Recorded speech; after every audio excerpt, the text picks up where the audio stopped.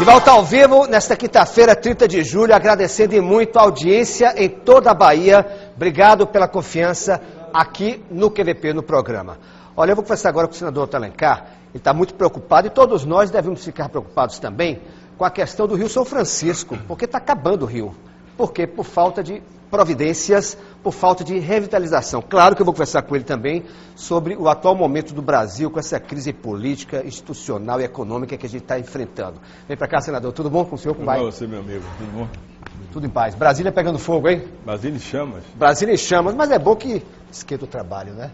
Mas eu gostaria que tivesse com mais tranquilidade. Todos nós, com certeza. Que não afetasse o povo brasileiro, no desemprego, na inflação que está muito alta. Difíceis, né, senador? A gente fala daqui a pouco sobre isso, porque eu quero começar, eu estava conversando com o senador antes do programa, sobre a questão do Rio São Francisco. Ele estava me explicando, ele tem uma preocupação muito grande há muito tempo, né, senador, com o Rio São Francisco, de que o problema maior está na área de Minas Gerais, mas que agora tenha, depois da luta do próprio senador aqui, uma proposta de revitalização. Explica para a Bahia como é que é. Olha, essa preocupação nossa é de muito tempo, porque desde a época que se propôs fazer a transposição do rio, nós pensávamos lá em 2003, de que antes de fazer a transposição, deveria se fazer a revitalização. Revitalização é recuperar as nascentes, os afluentes, os rios tributários que formam a calha do rio. Só que ao longo dos anos isso vem sendo destruído. Vários rios afluentes que sustentavam com suas águas o Rio São Francisco estão mortos hoje. Só na margem direita aqui da Bahia, para dar um exemplo, o Rio Paramirim. O Rio Paramirim há muito tempo não chega no Rio São Francisco, pelo barramento, pelas dificuldades que tem ao longo desse rio afluente importante aqui na Bahia. O Rio Verde, em Itaguaçu da Bahia, morto, não existe mais. O Rio Jacaré, em Irecê, a mesma forma. O Rio Santo Onofre, em Paratinga, da mesma forma. E também em Minas Gerais, os seus principais afluentes estão comprometidos. Só que o Rio São Francisco, 75% das suas águas são formadas em Minas Gerais. Ele nasce na Serra da Canastra, no município de São Roque de Minas. E a nascente secou até recentemente. E a nascente, pela primeira vez, secou ano passado, você lembra bem? Secou ano passado. Então, ele recebe essas águas, e 75% das águas são formadas no estado de Minas Gerais, com seus principais afluentes, que estão comprometidos, né? Depois que nasce lá em São Roque de Minas, recebe vários afluentes, o Rio Pará, o Rio Abaré, a margem direita, o principal afluente do Rio São Francisco é o Rio das Velhas, que nasce em Ouro Preto, passa próximo de Belo Horizonte e é o rio mais caudaloso do Rio São Francisco. E está comprometido, a margem direita também, o Paraopeba, o Rio Jiquitaí, o Rio Verde Grande, porque ao longo dos anos se utilizou muito o rio e se utilizou para agricultura, para pecuária, para consumo industrial. E as indústrias de Minas Gerais jogam seus afluentes dentro do rio, os afluentes líquidos e sólidos. Em alguns casos não está se podendo usar as águas do rio para consumo humano. Então, e desmatou o rio, desmatou as margens do rio e as nascentes. Quando você desmata a margem do rio ou desmata as nascentes, o rio vai perdendo força. Por quê? Porque a água bate, escorre e vai embora. Ela não penetra no solo. Quando você tem um rio com suas margens revestidas de florestas, a água vem, bate na copa da árvore, desce pelo caule, a raiz da árvore deixa o solo poroso, com capacidade da água entrar, e alimenta o braço subterrâneo do rio, que nós chamamos de talvegue. Aconteceu o desmatamento, a água vai toda embora, não entra no subsolo. E isso dificulta a formação do braço subterrâneo do rio. O Rio São Francisco, em Minas Gerais, está totalmente comprometido. E seus principais afluentes. Chegou a essa situação? Faltou preocupação? Chegou pela mão do homem. O governo não fiscalizou e pelo desmatamento de forma criminosa das árvores, das chamadas matas ciliares. Se um rio tem, na sua margem direita e esquerda, as suas árvores preservadas, não entra areia, não tem escorrimento de areia, que nós chamamos assoreamento, para aterrar o rio. O assoreamento. Então, desmatou isso. E outra coisa, o Rio São Francisco é um rio que tem 2.780 quilômetros de extensão. Ele sai de Minas e vai até o Atlântico. entre Sergipe e Propriá. E ela, né? Não, tinha hidrovia, já existiu hidrovia. Já existiu hidrovia do São Francisco, ia de Minas, né? Até Juazeiro. Pois é. Eram produtos, 1.300 quilômetros. Se tivesse com a hidrovia, o custo do transporte da soja do oeste para Juazeiro ou qualquer outra localidade caiu 1/4 do valor que é hoje. Para você ter ideia, os americanos recuperaram o rio Mississippi, para inclusive utilizar o rio Mississippi como hidrovia. Sabe quanto é o custo de uma tonelada de transporte de grão nos Estados Unidos? $4, para levar até a finalidade da exportação. No Brasil são $16, que é o caminhão, em cima da estrada, as dificuldades, porque aproveitaram. Isso é uma riqueza natural. O Rio São Francisco tem 1.300 quilômetros de área navegável. Mal aproveitados, né? Área navegável. Agora eu pergunto ao senhor, o que tem de concreto com relação à revitalização? O senhor me falou, eu estava conversando com o senador, que está ligando agora aqui no QVP, o senador Otto Alencar, falando sobre a necessidade de revitalizar o Rio São Francisco, que ele teve recentemente com a presidente Dilma Rousseff. Duas reuniões com a presidente. E foi assunto. O que ficou mais ou menos definido para revitalizar? Ficou definido que ela convocou 4 ministros, o ministro Nelson Barbosa do Planejamento, o ministro Jacques Wagner do Exército, porque o Exército já faz um trabalho bom ali ao nível do município de Barra do São Francisco, onde o bispo Dom Luiz Capel fez aquela greve de fome. Ele é um grande defensor do Rio São Francisco, que é a nossa riqueza, um grande defensor. E reuniu também a ministra do Meio Ambiente, Isabela Teixeira, e o ministro da Integração Nacional, Gilberto Ock. Saiu daí alguma decisão já para começar a aplicar os recursos na revitalização do rio. E o que é a revitalização do rio? É revitalizar as suas nascentes, ou seja, fazer o replantio das matas ciliares, das árvores que foram criminosamente destruídas.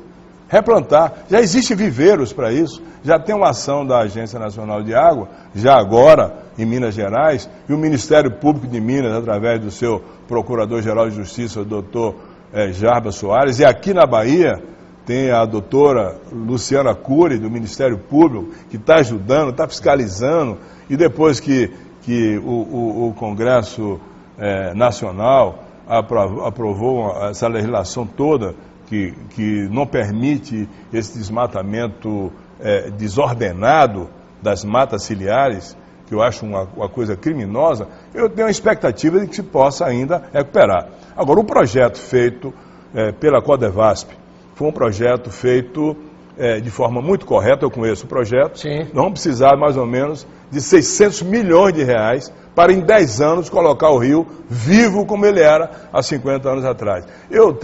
Vou fazer agora em agosto 68 anos de idade e conheci o Rio São Francisco com 15 anos, com meu pai, e nós chamávamos naquela época o Rio dos Currais.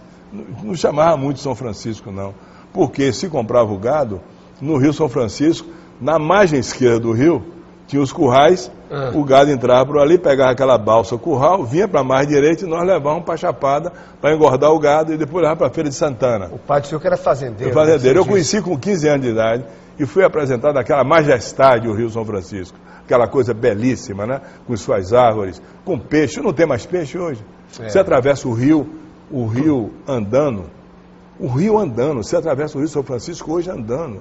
O seu calado diminuiu. É terrível. Dá uma obstruída. Elogio pro senhor aí, ó. Elogiando o senhor aí. Grande pois cidadão da Bahia. O pessoal do Twitter aí elogiando o telespectador. Deixa eu te falar. A área de navegação saía de Pirapora. Pirapora é uma cidade que fica à margem direita do Rio São Francisco. Do outro lado, na margem esquerda do rio, fica uma cidade chamada Buritizeiro. E o Juscelino Kubitschek fez uma ponte para atravessar de Pirapora para Buritizeiro. Ninguém mais atravessa não, atravessa andando. Atravessa andando porque o rio está seco. Está seco, praticamente seco. Então se saía de Pirapora e até Juazeiro. Hoje você não anda nem de canoa, porque não tem profundidade o rio. Então é um crime contra o Nordeste, contra o Brasil. Sabe por quê? Porque o Rio São Francisco, água para consumo humano, ele ofereceu para consumo animal, para irrigação, para geração de energia elétrica lá em Três Marias, lá em Paulo Afonso, nas 6 hidrelétricas lá em cima, Sobradinho. Então, foi um rio altamente generoso para o país e para o Nordeste brasileiro. E agora está na hora, disse a presidente Dilma na reunião, presidente, como todo ente generoso, faz muito mais pelos outros do que por si. O Rio São Francisco fez muito mais pelo Brasil do que o Brasil pelo Rio São Francisco. Está na hora da senhora ser a mãe do Rio São Francisco. Procure isso, pegue isso e vamos revitalizar. Porque se acabar o Rio São Francisco, esqueça o Nordeste. E o que é o pior ainda. Aí o que é pior, você que defende bem aqui no seu programa os interesses do povo e a aplicação correta dos recursos, eu devo lhe dizer, já vai se colocar quase 8 bilhões de reais na transposição. E a transposição pode ficar sem água. E 8 bilhões jogados fora é muito dinheiro. Esse ano, nós temos no Orçamento Geral da União 1 bilhão e 100 milhões para a transposição. E temos 175 para a revitalização. E não foi aplicado quase nada na revitalização. Depois que eu entrei nisso aí, é que começou a se fazer alguma coisa em Minas Gerais, porque o rio é formado de 75 em Minas. O volume das águas do rio, formado 75% das águas, formado em Minas. Quando ele entra na Bahia, em Carinhanha, ele recebe o rio Carinhanha, ele já está com 75% das águas formadas. Deixa eu fazer uma pergunta ao senhor, que o tempo está acabando aqui também para a gente. Eu não posso deixar de perguntar sobre essa crise atual que o Brasil está passando, uma crise política, institucional, econômica, perspectiva terrível de mais desemprego. Como eu falei no início, as coisas quentes em Brasília. O fato positivo que eu acho é que está se lavando roupa suja, está se mostrando a cara de muita gente que andava escondido por aí aprontando. Como é que o senhor tem acompanhado isso, senador? Olha, eu digo a você o seguinte, de tudo que eu conheço na minha vida, da minha história de jovem do interior, de médico, de professor universitário, político, deputado, governador e agora senador, eu lhe digo que essa é a crise moral mais profunda que o povo brasileiro está enfrentando, que deixa o povo brasileiro um tanto quanto decepcionado com a classe política como um todo, atinge a quem trabalha correto e quem também está envolvido no escândalo. Então é uma profundidade muito grande. É um absurdo o que foi feito na Petrobras com os olhos complacentes dos órgãos de fiscalização.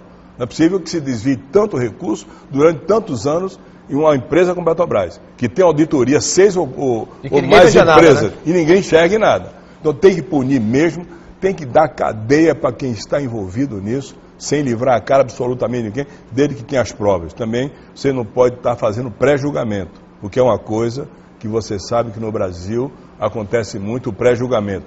O julgamento simplório.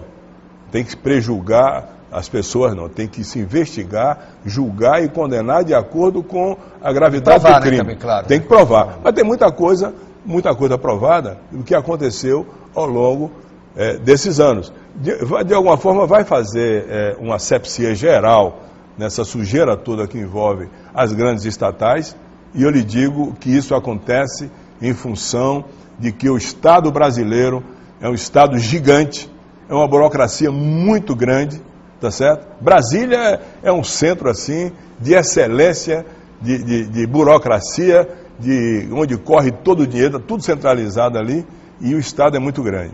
Não haveria problema se houvesse uma fiscalização maior, e tem algumas coisas que eu devo dizer a você. Sou a favor da Petrobras ser do Estado, ser uma estatal, mas ela precisa ter uma fiscalização, uma auditoria externa que possa mostrar com clareza o que está acontecendo nela. E algumas coisas também tem que se diminuir o tamanho do Estado. Não pode ter o Estado desse tamanho. Se essa empresa, essa agora mesmo, essa da Eletrobras, essa lá, se fosse uma coisa que ao contrário de estar na mão do governo para gerar energia nuclear, fosse da iniciativa privada, ia ter roubalheiro, não ia ter não. Mas tem por quê? Porque o Estado se mete aonde não devia se meter. O Estado tem que se meter para dar uma boa assistência à saúde pública, gratuita, de boa qualidade, que não tem dado o governo federal. Na educação, na segurança pública, cuidar da área social e deixar algumas coisas que quem faz bem é iniciativa privada, fazer. E não está envolvido com isso. Aí chega lá, monta uma estrutura para gerar energia nuclear e quem comanda é o Estado. Mande a empresa privada fazer e gerar energia e controle o preço da energia para que ela não chegue cara, como está chegando agora, na casa das pessoas. Que é um absurdo. O custo da energia agora está inviabilizando, inclusive, a irrigação. Eu estive agora em Bom Jesus da Lapa para visitar um projeto de irrigação, o projeto Formoso, e o aumento da energia está comprometendo praticamente 60% de todo o custo da geração, da produção de frutas, de irrigação, que gera 8 mil empregos. E aí empregos. Repercute tudo. E repercute. Fora olha, eu também, te digo que a primeira vez foi Brasília, agora como senador. Eu fui secretário 3 vezes aqui, governador 1 ano. E estou lá envolvido no trabalho, tenho confiança no meu país.